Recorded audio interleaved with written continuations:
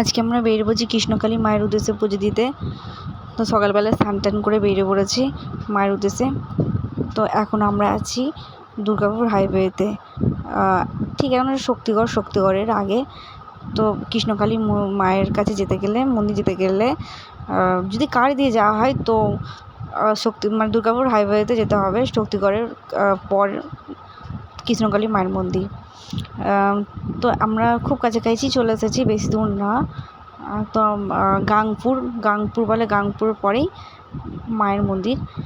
তো আমরা এখন আছি, হোল্ড করছি, রেলগেট পড়েছে।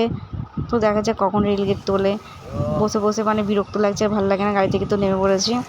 তো এখনও সেই ট্রেনে দেখা পাওয়া যায়নি, এখনও আসেনি, কারণ এটা মেন লাইন, অনেকগুলো গাড়ি যায়, তারপর হয়তো গেট তোলে। যাই হোক, দেখা যাক, অপেক্ষা করতে হবে, কী আর করা যাবে। তো যাই হোক, অবশেষে ট্রেন গেল, ট্রেনের দেখা পাওয়া গেল। প্রায় 10-15 মিনিট ধরে বসেছিলাম। যাই হোক, আর কিছুটা গেলেই মায়ের মন্দির। তো অবশেষে চলে এসেছি মায়ের কাছে।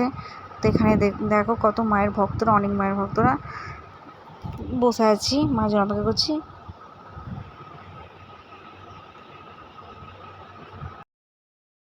তো অনেক দূর দূরান্ত থেকে অনেক ভক্তরা এসেছে এখানে, অনেকেই তার আগের দিন চলে আসে। মা ছিলেন, মা আছেন, একটু পরে বসবে, কথাগুলো বলে দিই, যখন পুজো হবে তখন বসবে, ঠিক আছে? এখন সবাই চুপ করে কথাটা শোনো। এক, তোমাদের নিশ্চয়ই অজানা নেই, মন্দির আবার ভাঙার চেষ্টা হচ্ছে, নিশ্চয়ই তোমরা জেনে গেছো কেন? এখানে বড় বড় মাথা আছে বলেছিলাম, কাজ করতে দিচ্ছে না মায়ের মন্দির।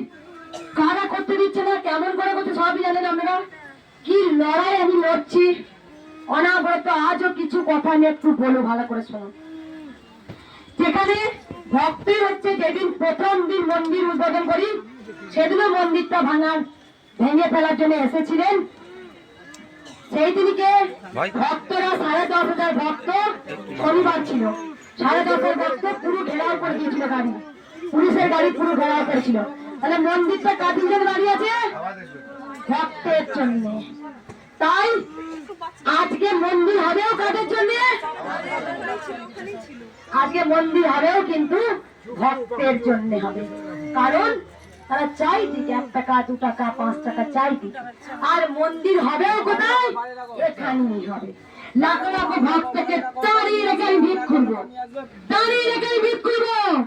দেখবো কি করতে পারি। মন্দির করতে গেলে কারোর পারমিশন লাগে না। এটা পবিত্র স্থান হচ্ছে, কোনো মদের দোকান হচ্ছে না। আজকে দুস্থ, অনাথ, গরিব যারাই আছেন তারা মায়ের কৃপায় ভালো হচ্ছে। যাদের বিদেশে চিকিৎসা করার ক্ষমতা নেই, যাদের বিদেশে যাওয়ার ক্ষমতা নেই, তারা মায়ের কাছে 20 টাকা দক্ষিণা দিয়ে ভালো হচ্ছে। সবাই জানেন আমি জল পোড়া, তেল পোড়া, সর্ষে পোড়া, কবচ পোড়া, আংটি পোড়া কিচ্ছু দিই না। ইদি শুধু বলি জয় কৃষ্ণকালী মায়ের নাম জপ করুন।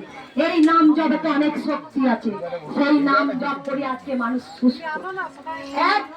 সবাই চুপ করবেন, একটু কথাগুলো শুনবেন, মাঝে মাঝে করবেন না, কিছু কথা শুনুন। এই লড়াই আমার না, এই লড়াই শুধু আপনাদেরও। মন্দির চাই, মন্দির হতে হবে। কেন মন্দির হবে না? আমরা ভালো বাড়িতে বাস করবার, মায়ের একটা ভালো মন্দির হবে না। কেন মন্দির হবে না? কারণটা দেখাতে হবে।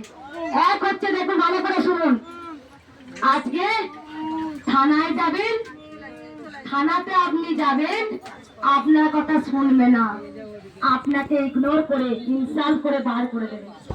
তাদের কথা শুনবেন, নেতা কেতা তাদের কথা শুনবেন। একটা সাধারণ জনসাধারণ, সে খেতে খাওয়া মানুষ, সে অপরাধ না করেও যখন থানায় যায়, তখন থানায় তার কোনো সুবিধা নেই। তার কথা কানে শোনার মতো বড় বড়